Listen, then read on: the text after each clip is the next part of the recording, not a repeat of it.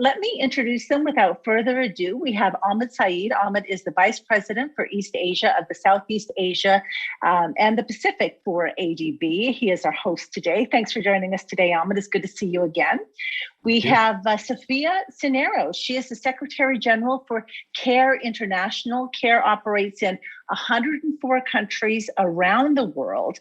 Sofia says that the pandemic has set back gender equality by a generation. It's a big, big statement, and we'll get more from her in a moment. She's joining us from Ecuador today. Good to see you there, Sofia. I know you've been busy with Ukraine as well, so we appreciate you taking the time to talk with us today.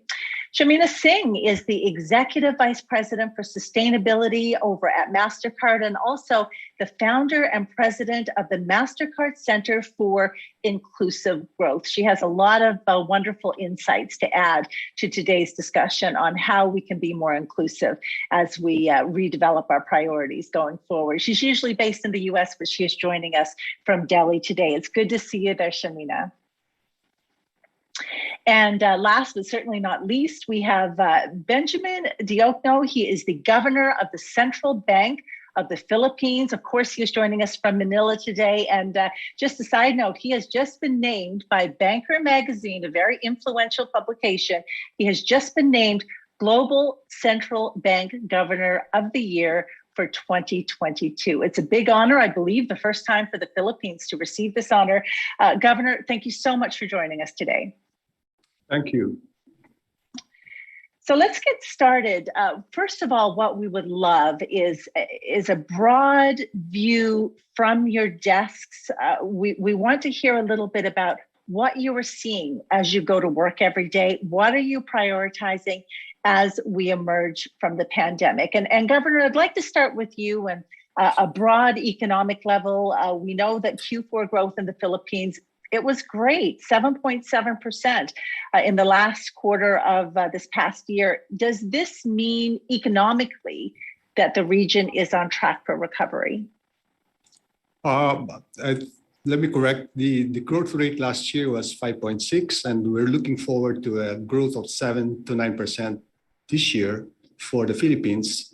I think by and large, the Southeast Asian economy will be better off than the rest of the world. So we're very optimistic. I think that's partly because the Southeast Asia is well prepared compared to others, because I think there was a SARS incident many years ago, and they were kind of prepared to handle this kind of problem. And the initial condition was favorable to them. They were growing at a faster rate than most countries in the first place. And I think Ahmed will agree with that. And Governor, your view from your helm at the central bank, so you're feeling optimistic about the Southeast Asia in general and the Philippines in particular?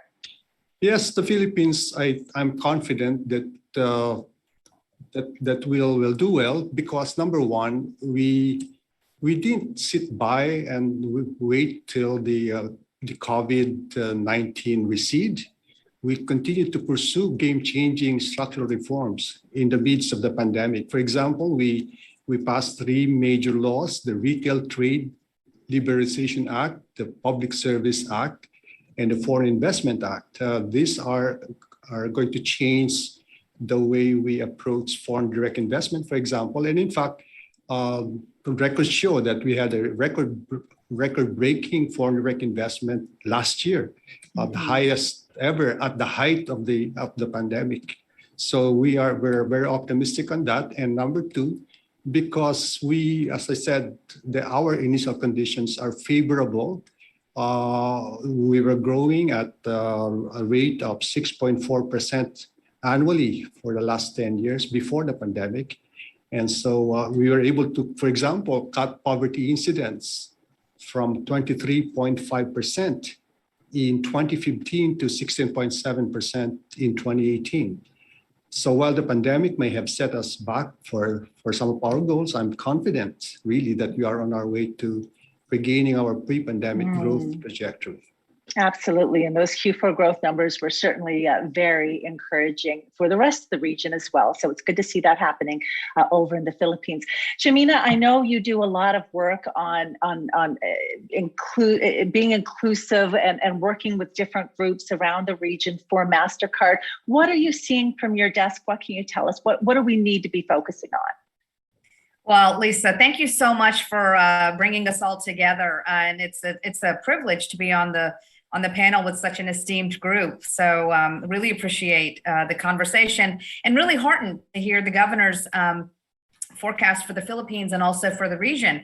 And I think that's what I am seeing. I mean, as you said, I'm in India today, usually based in the US, and I'm in India today for a reason. And that is that I agree that the region, Southeast Asia, India, they are on a path to build back better, but only if we're intentional about how we do it. My colleagues and our research shows, obviously, that the growth rate is on an upward trajectory. But, you know, still 70% of workers operate in the informal economy, which means that they operate in a place that is unregulated and unprotected. And in that sense, I think the opportunity for all of us here is to start to think about how we fold in the informality into the more formal sector, so that we all have an opportunity in this region to grow together inclusively, which means we have to be intentional about a couple of things. One, we have to be intentional about how we're building our products and services to make sure that we're building them from the customer's point of view. And that includes not only ease of use, transparency, but it also has to include education and awareness and the consumer protections that should be built in from the beginning, not added retroactively. So there's intentionality about building from the customer's point of view. There's also this piece, I'm sure that Ahmed will talk about, that means that we have to partner. We have to bring together the best assets of not only private sector, public sector, and civic sector, which is why we partner with many of you on the panel today, but bring our best assets so that we create a dynamic that starts a pattern of a race to the top. We compete, to be sure, but we compete in the best ways and the right ways for the things that matter to our customers. And the last thing I'll say is that I think we also should remember to test and learn. We're not going to get it right the first time out of the gate. We never have, and we never will. We saw that with COVID. But like the Philippines and like other places, some are better prepared or have gone through this than more than others. And so I feel like there's this opportunity also to say, test, learn, iterate, scale. And that's what I hope that we can at least talk a little bit about today. But again, delighted to be here, and thank you for the opportunity. Wonderful. Thank you so much, Shamina. And Sofia, I see you're nodding your head there quite a bit as Shamina was talking. You've said that this pandemic has set gender equality back by a generation. Tell us about that. Thank you, Lisa. And thank you very much for inviting CARE to join this year's Southeast Asia Development Symposium. It's truly an honor to be here with all of you. I actually think this year's discussion couldn't be more topical. We are more than 2 years into this global pandemic, and it remains an urgent emergency for millions of people around the world. At the same time, the world is really now grappling with crisis. We are currently bearing witness to devastating conflicts, such as the terrible situation in Ukraine, which CARE is responding to via our partners, and also the effects of climate change across the world. So this is really a very difficult context for rebuilding towards a positive future. And I do believe that the only way to meet this challenge is by building forward, rebuilding our economy, society, political systems, but even better, and I'll speak to that, Lisa, the point on gender equality and inclusion, because COVID, as we have seen, has really disproportionately impacted women and girls in Southeast Asia and beyond. We really have seen when the COVID pandemic hit, at CARE, we very quickly conducted a rapid gender analysis in actually nearly 40 countries. And we spoke with more than 6,000 women. We've heard from women losing their income and livelihoods overnight, often without legal and social protection. We have witnessed women and girls' unpaid care and domestic work skyrocketing, education at home, children at home. So that has been a truly big factor for the reversal. And we've heard from women suffering also the shadow pandemic of gender-based violence. So globally, COVID-19 has set back progress on gender equality by a generation. It will now take an unacceptable 135.6 years to close the gender gap without accelerated action. That before the pandemic, it stood at 90 years, which also wasn't great, but now the reversal is just enormous due to the factors I mentioned. So the impact of the pandemic in Southeast Asia, as I mentioned, is no exception to what we're seeing worldwide. In the region, COVID has truly impacted women and girls and exacerbated gender inequalities in the region. And some examples of that: women are concentrated in the informal labor markets and have fewer access to safety nets and social protection that, Shamina, you also talked about. So 90% of women employment in Asia is in the informal sector, street vendors, and typically this isn't covered by social protection. Women also have been more affected by job losses than men in the region. Even pre-COVID, women's labor market participation was lower than men's in many Asian countries. And when COVID hit, these trends were aggravated. So, for example, our research showed that that women garment workers were 6 times as more likely to lose paid working hours than men in Bangladesh. And women and girls' care work increased to even more inequitable levels. So women in Asia already did an average of 3 times more care work than men prior to the pandemic, an amount which has skyrocketed since then, even worse. So we have really seen this reversal, and it requires, and to land on a few things that we need to do and the action that we need to see if we're going to reverse this. And that is, of course, I'll mention 4 points. One is generating work opportunities for women is a priority, and ensure that women can access social protection schemes, including for informal workers.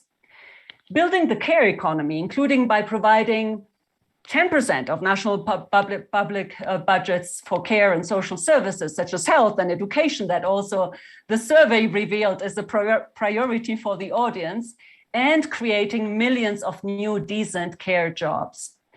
Tackling gender-based violence, including in the world of work, is essential. Most Asian countries have yet to sign the ILO Convention 190 on the elimination of violence and harassment in the world of work, which really should be ratified and funded and implemented as a priority. And finally, I would say we must strengthen women's leadership in COVID recovery and beyond. So governments should form gender-responsive committees in distribution, management, and execution processes for the recovery packages, and strengthen women's leadership across economic and political spheres.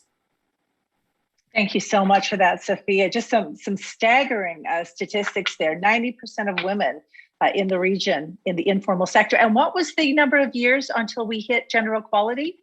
135 if we don't accelerate, but of course we must accelerate.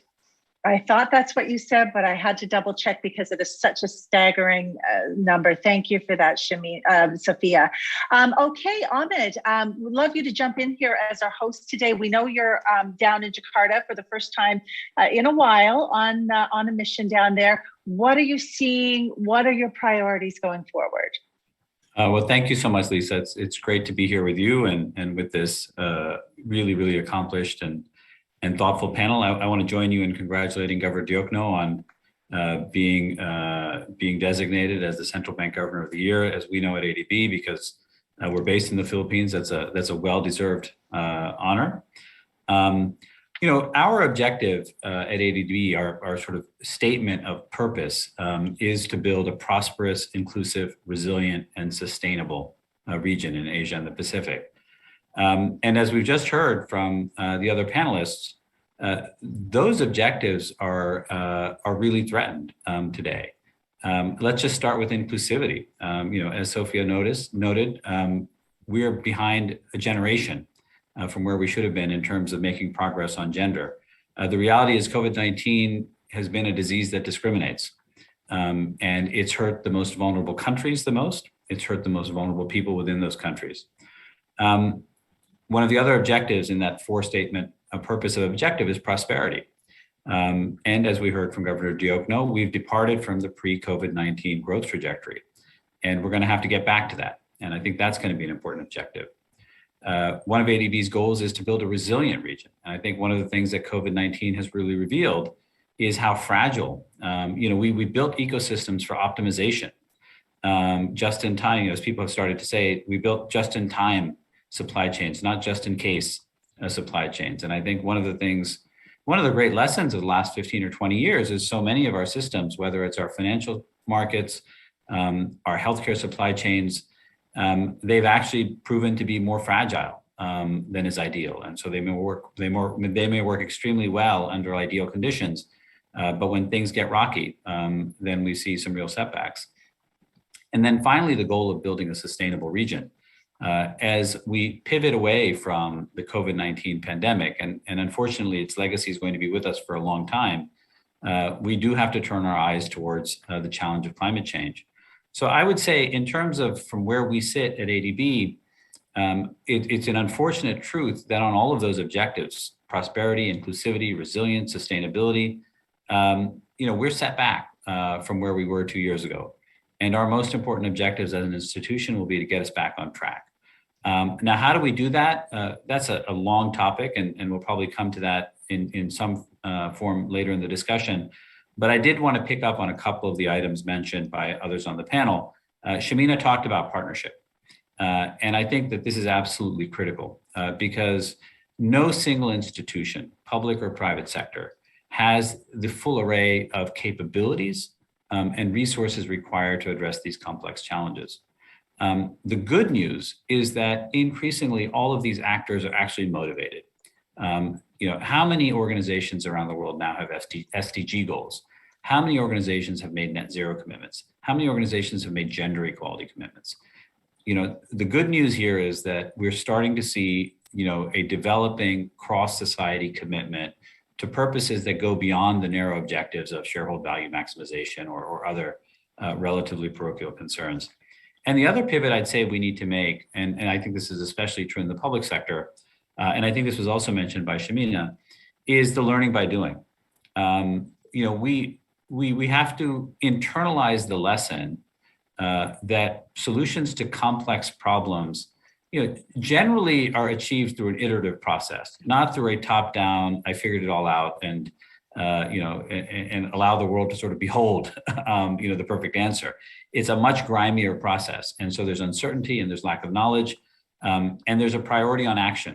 And when you act, you learn. So maybe I'll just pause there, and we can come back to some of these things later. But the core challenges of the region, from where we sit at ADB, the unfortunate reality is these have gotten harder, not easier. Yeah, absolutely. Great points, all of you. Thank you so much. We have many questions rolling in now from our audience, so I'm going to get straight to that. And the first one, Governor, this is for you from David Rebelos, sent in this morning. How does the Philippine government plan to pay the $1 trillion debt of the Philippines? As we've been saying, growing debt for governments a huge problem as they try to rebuild after COVID. Can you walk us through your plans going forward? Thank you very much for that question. The received doctrine is that a country which has a debt to GDP ratio of 60% is still okay. And that was many, many years ago. That's one of the qualification requirements if you want to join the Euro community, right? There are two requirements. Your deficit to GDP ratio has to be less than 3 or less than 3. and that your debt to GDP ratio should be 60% or better. Now, we hit our 60%. Before COVID, the Philippines was, the debt to GDP ratio was 39.6. But we have to borrow a lot of money, including ADB, to finance our vaccines. But then you ask the question, are we better off borrowing money for the vaccines or not? Had we not borrowed money for the vaccines, we'll still be in a worse position, okay? It was really necessary. Now, how do we pay our debts? Well, first of all, it's good that the proportion of our debt is more on the local debt rather than foreign debt, so that we won't have any problem too much, or what you call foreign exchange risk. So any devaluation will not affect us too much. Our current ratio is 70% local, 30% the foreign. So how do we do that? Well, as you can see, debt to GDP ratio. The thing to do is to outgrow your debt. And we expect the economy to grow much faster than the growth in our debt. And so that's the way we will outgrow our debt. As I said, this year, we expect to grow at 7 to 9%. And our debt will not grow that much, maybe 2% and so forth. The other thing is that on the foreign exchange side, we don't have that much risk as before. I've seen it before. In previous crises, whenever there is a crisis in the Philippines, we run out of foreign exchange to service our foreign debt. That's no longer the case. Our gross international reserves is equivalent to 10 months worth of imports, and the receipt doctrine is 3 months worth of imports is ample or enough. So 10 months versus 3 months. In addition, we have a steady supply of foreign exchange coming from our overseas Filipino workers. The receipts from the business process outsourcing, our exports are doing fine. And as I mentioned earlier, our foreign direct investments was at its highest. There's a lot of confidence in the Philippines as an investment destination. Thank you, Governor. You know, it's interesting. The Philippines was doing so well going into the pandemic. And as you pointed out, growing an average of 6% a year between 2010 and 2019. But during the pandemic, the economic model that focused on services and remittance payments, it didn't fare quite as well as other economies in Southeast Asia. Are there any plans to reform that? So when the next pandemic comes around, if there is another pandemic, touch wood, hopefully there's not, of course, the Philippines will be more economically resilient. No, on the contrary, our overseas Filipino remittances are fairly resilient. Many analysts predict that it will decline or by about double-digit levels because of the pandemic. It didn't. It declined by only 0.7%. And that is because there is an altruistic side to the overseas Filipino remittances. Filipinos abroad tend to send more money to their families here in the Philippines whenever there is a problem. They can sense problem, they send more.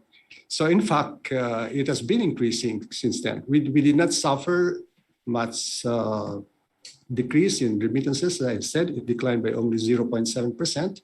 And we look forward to a higher remittance this year. And looking forward, maybe we should train our Filipinos to go into health and science, etc. You know, we have a very young population compared to others which are aging population. Our average median age is only 24. If we train them to be nurses, doctors, data scientists, that will be a bright future for the Philippines. Yes, excellent points. Thank you, Governor. We have a question now, a statement actually from Manuel Ambrosio, who says that the young people are the hardest hit by the pandemic. We look at them as the weakest strand in our community, but mental wellness is at the core of their predicament today. Sofia, Shamina, would either of you like to weigh in on this question?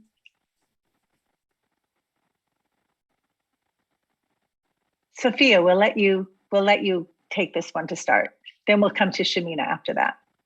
Thank you very much. No, it's a really, really critical point. And, for young people currently, it is truly a complex moment on so many fronts. And I do want to, though, highlight, if I may sound as a broken record, in particular also the young women currently, because it's been really, really tough. Many young girls also that have dropped out of school. We've seen also all over the world, for example, as a coping mechanism for the COVID pandemic, earlier marriage as a coping mechanism.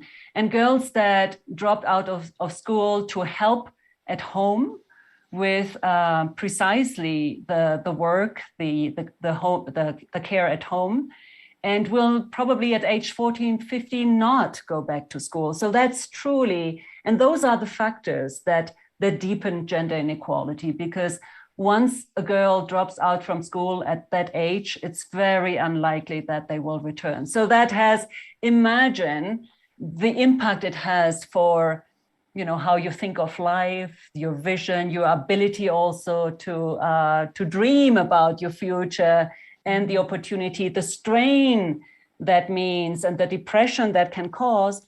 And of course, then let me also talk about the health of the children and and the education of the children if the mother also hasn't had that opportunity. So we are truly in a very, very complex setting currently that we will see, I think, the effects of this for many years to come. And you raise a great point about early marriage being an economic coping mechanism to elevate a family.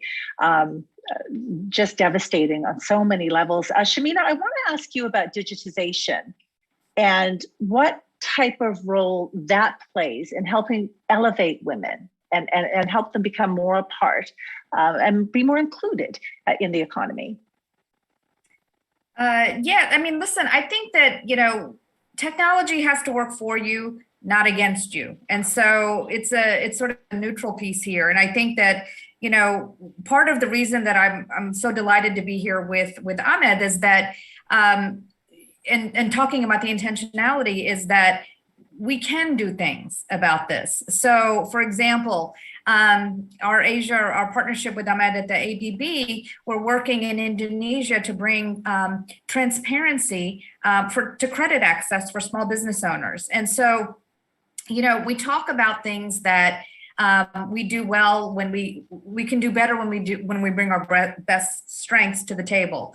For Mastercard, that means our network, our technology, our principled approach to data and safety and security. What does that mean for small business? It means when we work with the Asia Development Bank and an FMCG company, we can bring transparency to purchasing power and purchasing behavior in order to change the game when it comes to access to credit. And that's what we're doing. And we're seeing very good early returns in Indonesia with that partnership. The other piece around, I think more specifically around women, we actually have a partnership with CARE in Pakistan, Peru, and Vietnam, where we're bringing transparency to credit access for women small business owners. What we know about collateral is that sometimes women don't have the tractor to take to the bank and say, this will be the thing that I'm going to put on the line to open a business. What they do have is gold. And so what we've worked with CARE in Pakistan to do is actually start to create new forms of collateral recognition by banks so that women business owners can be recognized for not only the value they bring, but the values they bring. And so part of the work around that, I guess, is another partnership that we, in Southeast Asia specifically, that we have been working with that Sofia mentioned earlier around garment workers. And that is that when women get paid in cash, it's very difficult for them to save and have the control over their money to help their families. And so one of the programs that we've been working with involve factory owners, apparel brands, and the women workers to say, if we can help you digitize your payroll, then we can also help you open the accounts you need in order to keep your money digital in order to allow you to save and allow you to spend in the ways that benefit your family. What has that meant? It's meant a win for everyone. So it's reduced the cost of factory owners because it's much more expensive to pay and get paid in cash than it is to digitize. So factory owners have cut costs on the payroll. Our survey results have shown that men and women have more propensity now to open accounts because they realize that their money is protected. And once it goes digital, they have the power to save. Their saving rates have gone up, and they would prefer to operate with a digitized payroll system. So, I leave it to organizations like CARE and others to really delve into the social impact issues that are plaguing our societies. But when it comes to multinationals like a Mastercard, working with multilaterals like the ADB in partnership with regulators like the governor, I think there's an enormous opportunity to enable people to reach their full potential by ensuring that indeed technology is something that we don't leave behind, is something that we actually are very intentional about making sure that they work for our consumers, not against them. And Sofia, I believe you have a story about a factory worker who really stepped up when it mattered. Yes, well, there's many positive stories, and actually, can I just quickly say and thank you for highlighting really that positive partnership that CARE has with Mastercard, because and that increases women's financial inclusion, because I think we talked about partnership, and we all said that no one will have the full solution for this, and that we need to work together. Government, multilaterals, private sector, NGOs, international NGOs, we all really need to work together. But yes, I mean, there's many stories. I can think of the story of Ruma, who is a garment worker in Bangladesh, and she's, I know her personally, she's a very aware woman around inequalities and the inequalities that women experience, and she's not afraid to speak out to management, to union federations, to local authorities.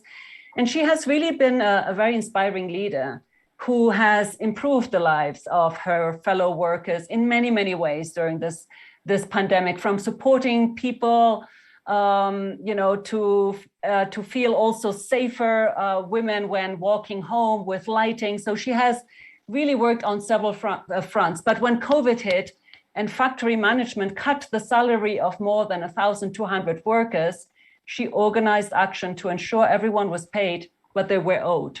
And she is respected by everyone in her factory and community, and is proud of her ability to help others solve their problems. And I think those are some very inspiring stories that give me personally a lot of hope.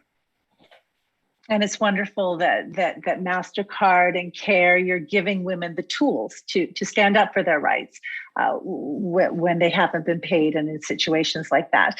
Ahmed, I want to bring you in. We've been talking about gender, about mental health, about the importance of digitization. You have been quoted as saying that COVID-19, this has been a dress rehearsal for what is happening with the climate. Can you tell us what you mean by that? Yeah, absolutely. What I mean by that is that COVID-19 and the way that we have reacted to this crisis, I think has revealed a number of weaknesses in the architecture, response architecture, both between countries and within countries. And I think when we look forward to the climate transition challenge, there's a lot of mapping between, areas where we see ineffectiveness or lack of effectiveness in COVID-19 response, and they're similar. Let me give you a couple of examples. One thing, Governor Diokno talked about preparedness. He talked about the countries that had dealt with SARS. Now, clearly, in the case of COVID-19, lack of preparedness or the presence of preparedness has made a huge difference in terms of outcomes for specific countries. And so we can see very clearly that when it comes to climate change, preparedness is going to matter as well. But maybe just to go a little bit deeper, one of the things I think that COVID-19 also revealed is that we're in a world of excessive specialization, which isn't really surprising given we've been in a largely stable world. But when organizations are challenged to deal with out-of-the-box problems, sometimes those things surprise us in unexpected ways. A very specific example, very few organizations had macroeconomic models that were capable of inputting epidemiological forecasts. So in terms of managing the intersection between the disease progression and its impact on the economy, we had one set of experts in one corner who understood disease. We had another set of experts in another corner who understood economics, but they weren't really in the middle. And I think that climate change is also going to be a crisis that cuts across disciplines. And what that means is that the responses have to be flexible, they have to be proactive, they have to be dynamic. And I think that was true for COVID-19. I think that's going to be true for climate transition as well. Another thing we've seen in the case of COVID-19 is, it takes a village. It takes everybody to be, focused on a common purpose. That's certainly true for climate transition as well. We're going to need the full capabilities of society, and it's heartening to see organizations pivoting. Things like the global GFANZ, which is an organization of asset owners and financial market participants who are motivated to address climate change, and other such actions where everybody is saying, okay, well, I'm over here and I need to work with public sector, I need to work with NGOs, I need to work with civil society and construct something that works for all. And so the breadth of coordination and response that's going to be needed. And then the last thing I think that we saw in COVID-19 that is going to be really important for climate change is, we often are in a world where it feels like, we see this emergence of things like ESG and other such criteria. And a lot of people ask good questions. Is this just greenwashing? When a large public company sells its fossil fuel assets to a private owner who has no intention of shutting them down, are we really just focusing on, can I defend myself, or am I actually solving a society-wide problem? And I think, as in the case of COVID-19, very much so when it comes to climate change, the only thing that is going to matter is the collective outcome. If there's a weak link anywhere, if there's a country that isn't within the vaccinated net, we're all going to get hit with variants. If all of us aren't focused on the end result, which is managing GHG emissions, it's not going to be enough to say my company has a net zero target. We have an ambitious $100 billion climate financing target at ADB. I'm proud of that target. It's going to be a hard target to achieve. It's an important one. It doesn't matter to my kids whether we hit it or not. The only thing that matters is, do we collectively achieve the objective of getting to a net zero world? And so I think there are some important lessons here in COVID-19 for us. And it behooves us all to focus on them and to learn them and to incorporate them into the next major crisis that we can see coming, so that we are in fact prepared. Excellent points. It seems with climate change and with gender inclusivity, there's a sense that we're all in this together, and we have to be flexible, and we have to cooperate, coordinate, and we have to be willing to make mistakes as well as we move forward. We have a question. Thanks for that, Ahmed. We have a question right now for the governor from Mayette Dionisio, and she wants to know about your plans, Governor, or the government's plans as well, and the central banks, for a social assistance program for SMEs, small and medium enterprises, to have access to green technology and renewable energy. Can you talk to us a little bit about what's being planned over there in the Philippines? In favor of the MSMEs, as a central bank, is we considered any investment in MSMEs during the pandemic as a compliance with our reserve requirement. And in fact, we have set aside something like 300 billion pesos for that. And it was well used by the small banks. And in fact, as of now, I think we have released something like 240 billion pesos for the MSMEs. But let me put things in perspective. I think they're putting a lot of pressure on central banks. Central banks have limitations. Okay, this problem cannot be solved by the central bank alone. In fact, if there's any one lesson from this pandemic, is that we really need international cooperation, coordination, collaboration. It should be everybody. And in the parlance of public economics, we call this is an international public good, right? The fight against the COVID. And that's also true with the fight of, or rather the climate change. Climate change is an international public good. And I think one other lesson that is important is that we should not lose track of where we want to be. I think there will be, in the course of our development, there will be some distractions or disruptions, and COVID is one. But I think we should really focus on climate change. This is the major challenge of our generation. So after this pandemic, or once the pandemic becomes endemic, I think we should continue to focus on climate change. Not only as a society, but as a whole. We're into this. Everyone is into this. Every country, every firm, every individual should be into climate change. Could not agree with you more. Absolutely. Every one of the panelists nodding as you're making those comments, Governor. Thank you for that.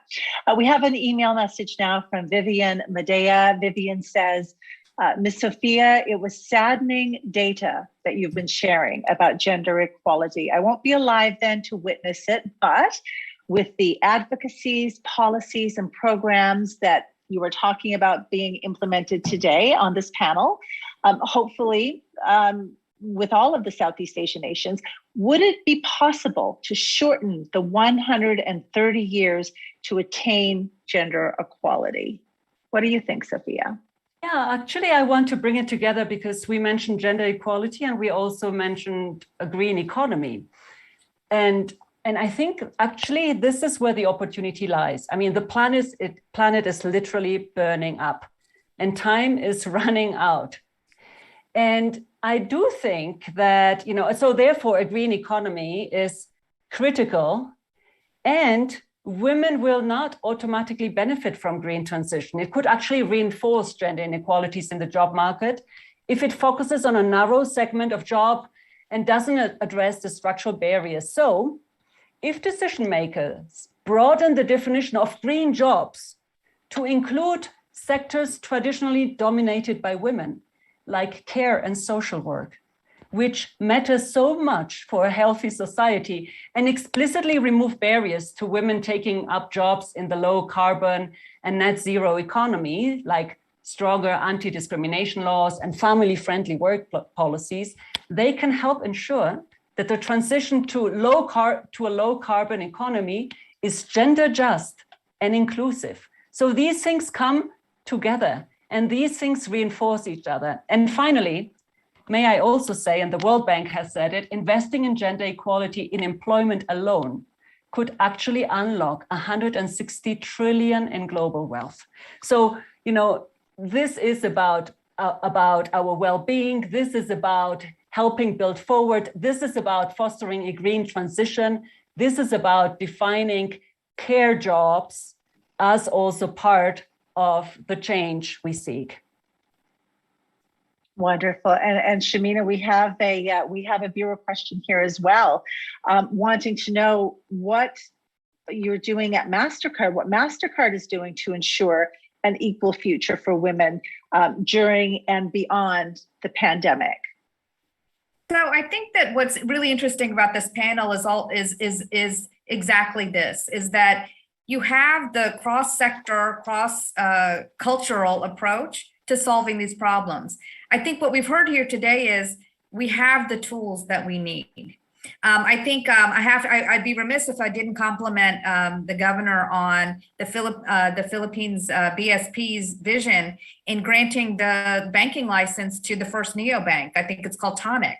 And what they're trying to do is they're trying to create access to formal financial services for women and young people. And so what we're doing at Mastercard is we so we have a program called the FinTech Express, which accelerates the growth of fintechs with a social mission. Because the BSP was able to give them a license, now they're growing at an accelerated pace. And so that's just an example of sort of saying, look, Mastercard with its network, its principled approach to data, its customer-centric approach to product sets, we have an ability to use our assets for impact. And that includes a green economy and looking at consumption patterns that we're seeing around environmental issues. So it's a conversation for our next panel, I hope. But the idea here is that I would just like to say is that with even this smaller set, what I've been heartened is that the growth is there from the governor's perspective. The ADB is doing its work multilaterally and in partnership with organizations like ours. And CARE is doing its good work as an international NGO to ensure that women and young people benefit from the digital economy. So I think we have our tailwinds behind us here to go forth in a new resilient and in an economy that is indeed building back better. Very encouraging comments from both you and Sofia. Thanks for that. We're almost out of time, so we're going to wrap up. I'd like each of you to answer this next question. Earlier, we were asking the audience, polling them and asking them what was the most important lesson from the pandemic. And their answer, by the way, 49.8% of you for poll number 2 came up with more comprehensive healthcare services for all are needed to ensure better public health and to mitigate future pandemics. So definitely an eye on the future for our audience. So our question to you, all of you, is what has been your most important lesson from the pandemic? And how will you use that going forward in your role to make a difference? Governor, let's start with you.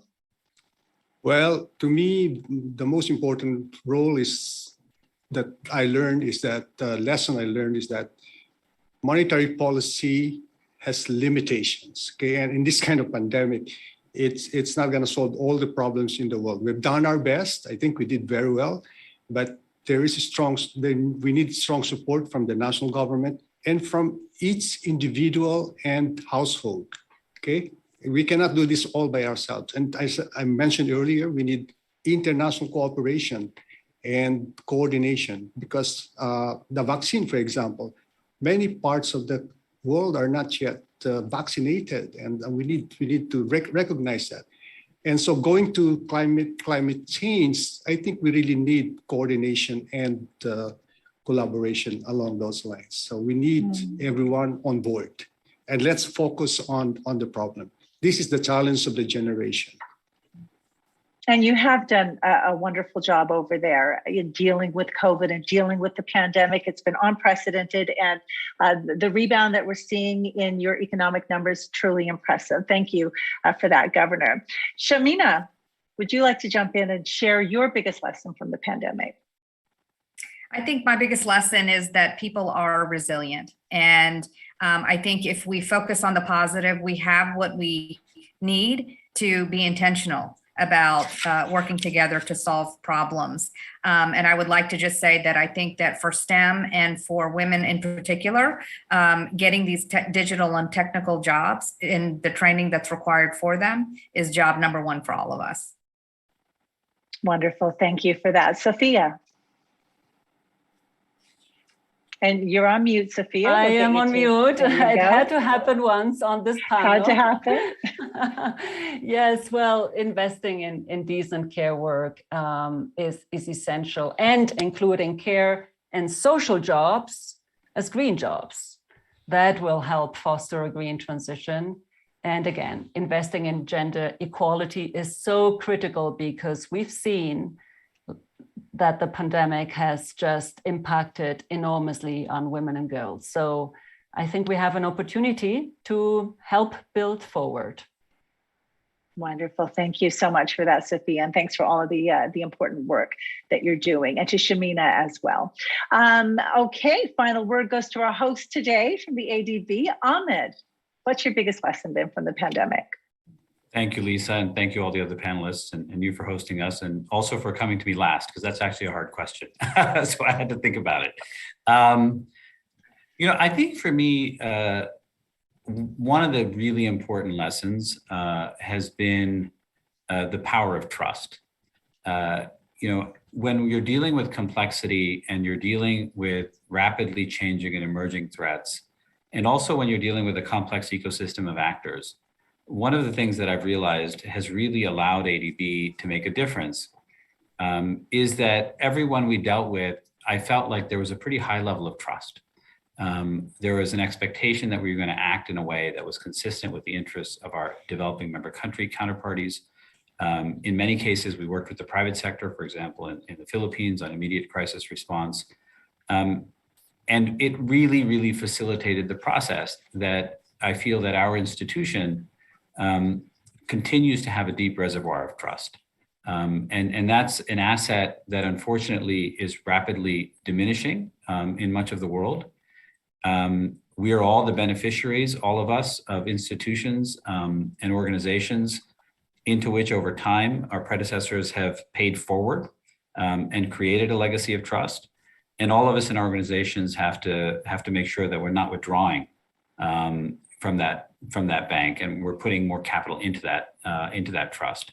But the power of trust is the thing that really stood out to me, and how in moments of need, if you're trusted, you can really, really make a difference. That's beautifully said, Ahmed. Thank you.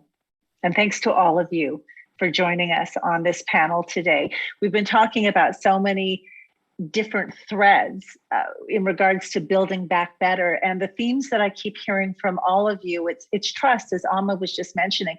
It's collaboration, it's flexibility. It's not beating yourself up too much if you make a mistake. It's dusting yourself off and moving forward and finding a new way around the problem. And I want to thank you all for all of the effort and the hard work that you've put in throughout the pandemic and in regards to guiding us all through this and building back better. Thank you for being our panelists today. We really appreciate it. Thank you.